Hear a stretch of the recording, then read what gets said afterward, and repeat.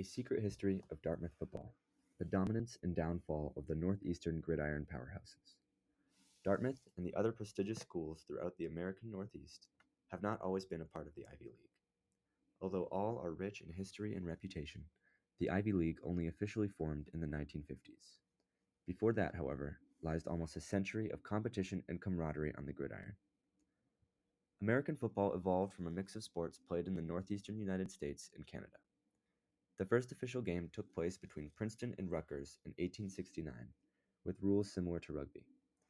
Through modifications almost entirely made by the current Ivies, the game evolved into what we know today. In the decades leading up to the 1950s, many of the Ivies, including Dartmouth, were football powerhouses. The Dartmouth team won the national championship in 1925 amidst historic dominance from other schools like Princeton, Yale, and Harvard. The Dartmouth team produced both an All-American first team choice and an All-American second team choice in 1938. Furthermore, as we saw in our rounder visit, Dartmouth was invited by UCLA to play in the Rose Bowl in 1939 but chose to decline.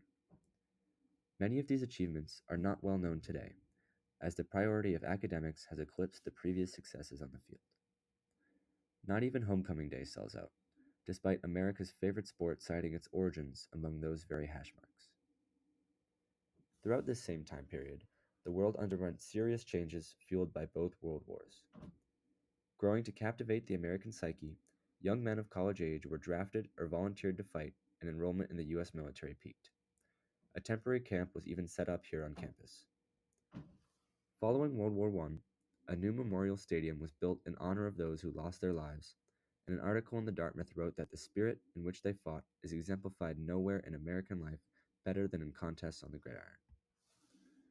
The United States emerged from these conflicts powerful, but many people were horrified by the loss of life and sacrifices. In 1951, a Dartmouth article commented on the current general of the war and career. MacArthur was the Far East Caesar who dreamed of empire from Hawaii to the Ryukyu Islands. Such comments generated backlash, as alumni were furious at the taint to Dartmouth's name and demanded the article be taken down. Additionally, choices by cheerleaders and students to dress in stereotypical war paint akin to the Indian mascot were increasingly falling out of favor and eventually banned by the 1970s. While Dartmouth recognizes its past, it often fails to go into just how commonplace its vices were. Most detrimental to the football cause was the creation of the Ivy League itself. The threads of the league can be traced back to multiple agreements between different schools, most prominently Princeton, Harvard, and Yale, that promoted rules and regulations for the sport. A league was formed in 1945 for football specifically, and the official Ivy League was created in 1954 for all sports. With the league came regulations not just regarding rules, but also academic standards, scholarship possibilities, and other changes that put academics at the forefront and football in the rearview mirror. In place of these powerhouses, many schools that are strong contenders today, including Alabama, Ohio State, and Notre Dame, began to fill the championship records. Ivy League football receded into its own bubble, only branching out to beat up on smaller Northeastern teams. However, just this year, playoff contention in the FCS was reinstated, and with Dartmouth's recent successes, an opportunity presents itself for Dartmouth and the Ivies as a whole to make a comeback on the national scale.